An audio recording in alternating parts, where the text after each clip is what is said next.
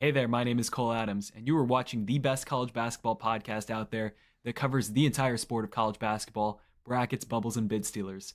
Now, here are your hosts, Sam Fetterman and Jonathan Lidskin.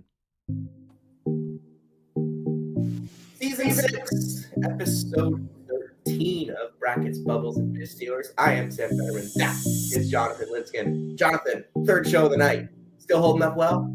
Still alive and well, Sam. Still alive and well. Thomas Kavanaugh is here to reprise his role from 2 years ago as the St. John's previewer. I don't think we did a St. John's preview last year. We probably should have, because they ended up being pretty darn good. Best team in a generation, a 2 seed in the NCAA tournament, 30-plus wins, double Big East champions, outright Big East regular season champions, and then ran through that Big East tournament. Coronation-type performance in the final. And now it feels like the hype has just continued to build. Can you even compare this to anything that you felt in your sports fandom your time right now with the St. John's team?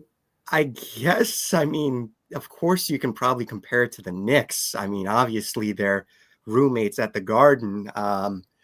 Just like the past 25 years of mediocrity and futility that those teams have experienced, you kind of get finally that taste of a deep run. Well, at least comparatively for St. John's, it was more of a dominant run through the Big East. Your first Big East regular season title outright in 40 years, first Big East tournament title in 25 years, which predates me, which should tell you about my age here.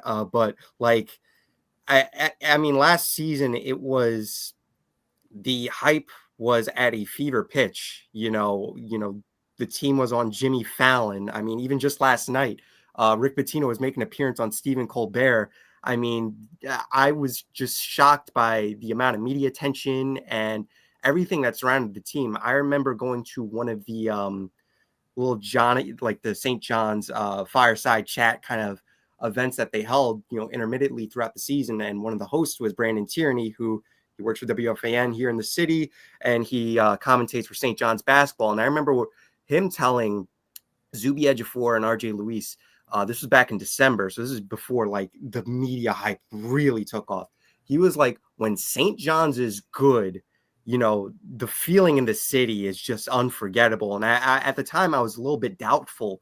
But in the following 2 to 3 months, just watching them pick up win after win, close, clutch win after clutch win, it true. He was right. Bang on the money. I was, like a lot of people, very doubtful if St. John's could ever, reach national relevancy again. But, this is where they're going to be for as long as Rick Pitino is going to coach at St. John's. Jonathan? Yeah, obviously much different roster this year. It's kind of been a theme with Pitino. He has prioritized the transfer portal as much as any other coach in the country. High school recruiting, not really his thing anymore, really adapting to the times. But, this is, once again, an exciting team. Fun to see how these pieces fit together. It'll be interesting for sure. But, yeah, like that hype last year was unmatched. And I don't want to, project my thoughts on if that team could actually win a national championship on, the season they had and the things they accomplished. Let's start for going into next season. Zuby Ejiofor, the only one of the key players coming back to the Johnnies, took a huge step forward last year. This was a guy that Rick Pitino was talking up from the moment he signed him from Kansas as a player that just played with an incredible motor, was an incredible impact defensively. Last year took a huge step forward in terms of what he could do on the offensive side of the ball, allowing him to be on the floor more to impact the game defensively. And now he's coming back for another year. It's hard to not say he's one of the favorites for Big East Player of the Year. Oh, absolutely. He is by far the most important player on this St. John's team. Last season, he was the most important player on that team, I'd argue, just based off what he does defensively, working around the court. He could switch on 1 through 5 There were games like when they played Marquette, he was switching on Cam Jones and defending him and stopping him well. Just the work that he does on the court. Rick Pitino says he would kill to have 15 Zubies on his team, and that should tell you so much about his work ethic as a player and as someone who really just grinds it out. The guy's 6'9". He's not really supposed to be a traditional big, but he plays like a traditional big, and he excels at it just because he just grinds it out on the glass, down low in the post. He basically says, hey, I'm going to be getting the ball here. You're not. If there is one thing I do think that Ejiofor needs to work on, of course, it's got to be developing that outside shot, which for St. John's last season, of course, we all know three-point shooting was their biggest downfall. And of course it was against Arkansas in the NCAA tournament. But like Zuby Ejiofor, we've seen him try to experiment with that deep three. He took 45 threes last season, only made 10 of them, 22%. So if he could just bring that up 30%, become an honest three-point shooter out there, not really like a knockdown shooter, but just keeping defenses honest and keeping the spacing honest, that would really bode well for St. John's next year. I think also for him as well, he needs to just play better against drop coverage. I remember back in the Big East championship game, Ryan Kalkbrenner was just basically goading him to take a mid-range jumper or a three-point shot. And he didn't really get into the feel of the game for the first 30 minutes. And once St. John's, they started breaking out in transition and opening up the floor. That's when Zuby Ejiofor finally started taking control of that game. So I think in those moments where, defenses are going to sag off and say, hey, we want you to shoot, he has to be able to knock those shots down. But I think that's probably one or two criticisms that you could have for perhaps the most complete player on this St. John's team. I'm going to be completely honest. I don't care about the outside shot. Like, not at all. Like, he's good enough without taking a single three. Sure, it would be nice for him to have that in his bag. But honestly, I wouldn't want to take away from how good he is around the rim. And I don't think this team is going to have as much rim pressure from the guards as the team did last year. So I don't think it's like you need to pull him away from the rim to create driving lanes for the guards. I think that you can throw it into him and he can score. You can throw it into him and he can make and he can just make something happen with it. Obviously not a tremendous passer, but we did see that a little more throughout the end of the season from the beginning. And I think that's honestly the skill set I'm a little more intrigued by with Zuby versus the shot. I think that the passing coming along will be a key thing to track for this St. John's team, because I don't really think they have a ton of playmakers. If Zuby can become a playmaker, then that would be a big deal for St. John's. Yeah, I think, if you're going to use Zuby, absolutely, it'd be massive. Sorry, Jonathan. Sorry. Yeah, if Zuby is going to be used as sort of this, trigger man that like everyone sags off of, like I think that Ian Jackson and Jotan Sanin, like operating against like a drop coverage is probably, better than the guard group that they had last year. Like those guys are not necessarily better, playmakers, but I trust those guys in the mid range more. So, the roster, I think it's far from perfect in terms of like a building and what they want to accomplish. But like, this team definitely, I think, has more shot creators from the perimeter than they do last year. And so I don't think, Zuby not taking a step forward with an outside shot, I don't think it hurts them a ton. Yeah, I of course, that isn't going to be his bread and butter. He's just going to grind it down low.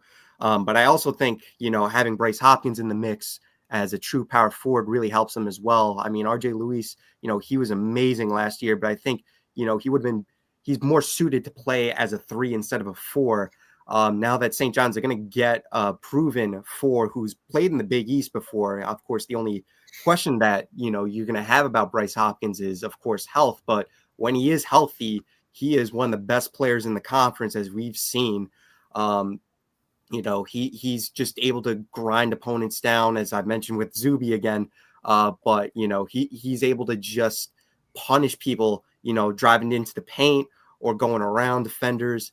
He's just it's going to be such a potent physical front court with those two up there. I also think that, Oziah Sellers as well, he's kind of a little bit under the radar. He's not going to pop off like Ian Jackson or Dylan Mitchell were when they were announced to come into St. John's. But I really love the fit for Oziah Sellers, the guard from Stanford. They're not going to be asking too much out of him. He's going to be able to be a 3-and-D guard for them and really just take advantage of defenses and open up space on the floor that they didn't really have last year. Yeah, Bryce they definitely needed his shooting. Bryce Hopkins was the move that kind of raised the most eyebrows in the college basketball sphere, because that was a guy who 2 years ago in 2022-23 was arguably like in that conversation for Big East Player of the Year.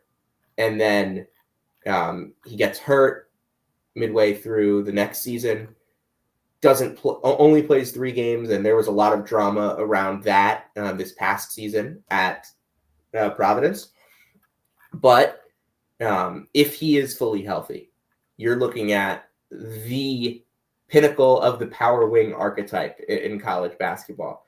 There's nobody better at grabbing the ball on the wing and using his strength to get into the lane and score, and also be able to pull back and hit a jump shot. Not necessarily a great 3-point shooter, but but he can make jump shots. He makes his free throws, gets to the line.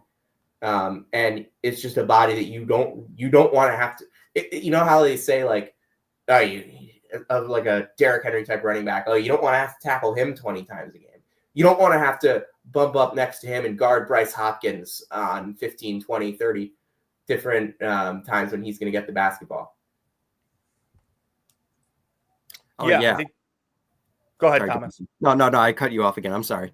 No worries. No. I think Bryce is truly the X factor for this team. Like, you have talent with Jackson and Sannon. Dylan Darling really gives you a true point guard, which I don't think the roster had before he got there. Sellers, obviously, we know what he can do from the perimeter.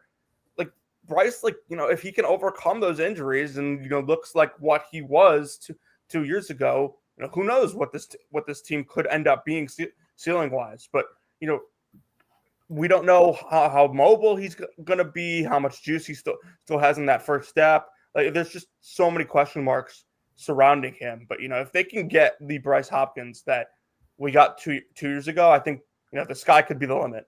And even if he's not, and even if he is fully healthy athletically, he hasn't played a lot of basketball in a long time. So that's another thing to keep an eye on. Just like especially also as rigorous as what St. John's does. But I think bringing in Dylan Mitchell gives the defense an extra floor as a second option at the 4, or if they want to play Hopkins at the 3, which would just create a really interesting dynamic. Mitchell, we know how little he brings on the offensive side of the ball. I think we've talked about this. That's been well documented on this show. Yeah, it's been a common theme on this show, but can be a really, really good help side defender. You can guard the ball. You can switch. So I'm confident in St. John's front court defense. I'm not particularly confident in St. John's backcourt defense. Can I add one quick thing about Bryce? Go. So, I think there's a very small possibility of this, but what if Bryce isn't as mobile and he's not the same player that he was 2 years ago, but he's actually evolved his game to a different skill set that actually helps this roster better. Are you saying that's a totally unknown? But what if he's comes back high post or something? He's not maybe on not as aggressive operating from the spots that he normally would have 2 years ago, but he comes back and he's a more high volume shooter or something like that. I think the passing would be the skill set that would really help. Sure, if he could be a really good player. But I think that's a scenario to keep an eye on. I think For the most part, though, we should be. We do need to keep our eyes open for what Bryce Hopkins looks like. That is probably when we see these exhibitions in the preseason, and Hopkins is going to be one of the players that I'm most interested to see how they look athletically and how they look schematically. Then moving on to the St. John's backcourt, Ian Jackson, Isaiah Sellers, Josan Sannon, Dylan Darling, 4 transfers, a couple guys returning, Lefteris Leotopoulos, Sadiku Ibin Ayo off the bench, and then a bunch of freshmen. So with Jackson, Sellers, and Sannon, none of those guys are a point guard. That's well documented. I don't think any of those guys are excellent defenders either. Sellers probably being the best of the 3, and I don't think he's that great. I think Sannon, for as good as he is at scoring, I don't really think he does a ton else. Jackson is a really, really dynamic player with the ball in his hands, but is not a point guard. I'm a little bit confused about how this guard core is going to complement each other. And Darling will be very important for that. I think he's going to have to play a lot, and maybe he'll start, maybe he won't, but he'll have to play a lot and be important as a ball handler and as a passer for this team. And we know he can get to the basket. Although I will kind of hazard a disclaimer that I'm not sure if his rim pressure numbers will be as good as they were. Jaron Duran leadoff home run. Yes. Okay. Anyway, I'm not sure if the rim pressure and foul drawing numbers will be as good going from the Big Sky to the Big East for Dylan Darling, but I think he's talented. On the whole, though, I hope that for St. John's sake, Sannon improves defensively, Jackson improves defensively, because I think you just lose so much offensively if you have to go with Io or go with some of the other pieces instead of those guys. And the offense was really what held them back at times last year. Yeah, and you brought up the backcourt. That's going to be, I ultimately think that the backcourt's really going to decide the ceiling of this team. Of course, a lot of people, they want to prognosticate St. John's as a top 5 team, but I've seen some criticism, of course, and honestly, it is fair because Ian Jackson and Josan Sannon, they each had very, very volatile freshman years. Joe Sannon, he shot like 53% from 3 for a stretch, and then he just closed out the season shooting below 30% from 3, I believe. And then you had Ian Jackson, who, he came off the bench, then worked his way up into the starting rotation for UNC. Then he went back down to the bench and was kind of relegated in the rotation as we got into March and into the NCAA tournament. So it's going to be interesting to see, just what strides those two make, Sannon and Jackson, as freshmen making the sophomore jump. Interestingly, of course, as you've all heard, with Ian Jackson, Rick Pitino is going to try him at point guard, which is a very interesting and bold decision. I mean, Jackson, he only had a 7% assist rate last year compared to like 13% turnover rate. So, I mean, he wasn't really known as someone that can really, move the ball as much at UNC. He was really going to drive to the basket, put his head down to the ground and, try to attack the rim there instead of really trying to create around the court. So, I mean, with off-season workouts beginning soon, it's a very, very bold choice by Rick Pitino. He's really banking on Jackson being able to make that kind of adjustment, which is, it's really ballsy. But I will say, though, if it does not work out, you mentioned Dylan Darling, who was extremely refined last year for Idaho State, as just an incredible playmaker for them. Another question for him, though, is can he manage that jump between playing in the Big Sky going into the Big East? Of course, I know he started his career at Washington State, but, he hasn't – last season, he only played against high major opponents 2 or 3 times. He looked kind of decent, against USC and UCLA, but it's going to be interesting to see, how he adjusts over a full season in case he wants to get used at point guard. As for Josan Sannon, of course, a lot of people really hype up his shooting ability. He was someone who out of high school, he was known more to be a mid-range shooter, and then he was just challenged to really extend his range to the three-point line. I expect Rick Pitino, at least even for him, to make that point. I think for Pitino, he kind of stressed the importance of the mid-range shot more out of necessity, especially last season, with guys like Kadari Richmond, who was a pretty great mid-range shooter, but his efficiency just dropped off a cliff once he got into the three-point area. So I kind of expect St. John's, at least, we're going to talk so much about how much they improve as a three-point shooting team next season, but it's really going to be important to see how Josan Sannon and Ian Jackson, they make that leap into their sophomore year. I agree. I look at those guys as, maybe the shooting percentages as a team look better, but does the offense still function in a coherent way?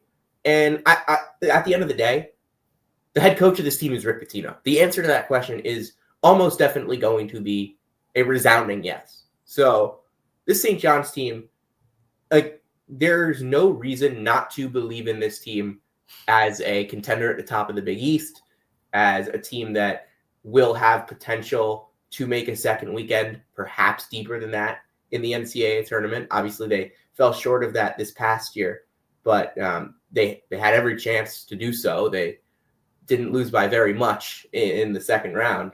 They were in that game. So St. John's, I don't know if they're going to be my favorite in the Big East. I know that I'm going to be a lot lower on St. John's than the national consensus, which seems to be like top 3, which I can't get behind. I mean, that's fair.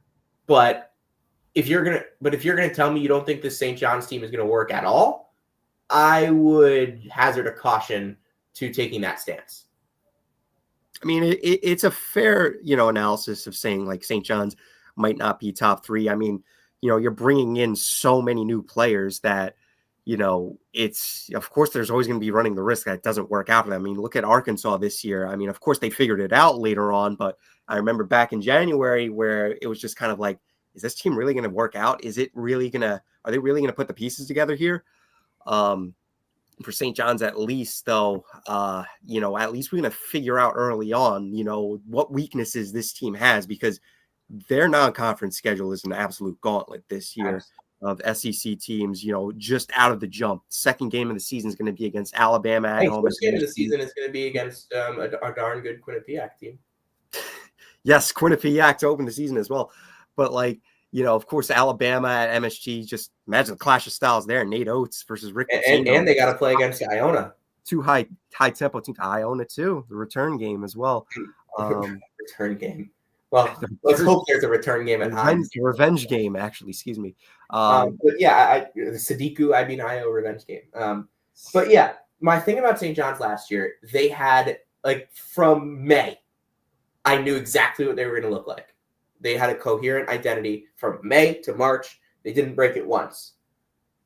I can't tell you exactly, and that's kind of why I was so confident in them being good before they'd truly proven it. In December and early January, they were winning some games, and I'm like, this team is going to roll. And they roll. I didn't think they would roll quite as much as they did, but they rolled. And they finished 14th in KenPom. So, yes, they got a 2 seed, but they finished 14th in KenPom. I think that's probably a fair place to look at as a jumping off point. If they're better than that, I would not be surprised. But if they're in that range, slightly below it, I also wouldn't be very surprised for this St. John's team. Jonathan? Yeah, the last thing I really have, because you guys covered a lot there. Very interested to see if Pitino adjusts his defensive scheme at all. Because, you think Pitino, you like to pressure the ball. You obviously matchup zone is a staple of what he does. But I don't think this team is exactly made to play defense the way Pitino has traditionally done it. I think that, when you're playing, Jackson and Shannon together, you could do a lot of interesting stuff just playing drop coverage against ball screens and funneling guys to the rim, because I think, it's not just Zuby. Dylan Mitchell can protect the rim, and, Ruben Prey is an intriguing rim protector as well.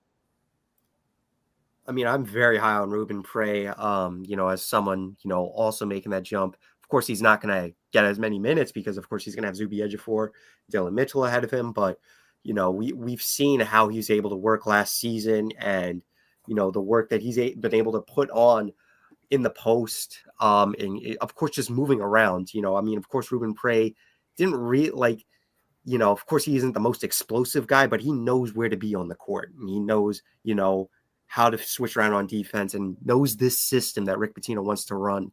I do also think, like you mentioned, Jonathan, that they can open up plenty of interesting opportunities for Ian Jackson, Joe Sannon as well, just on the wing there.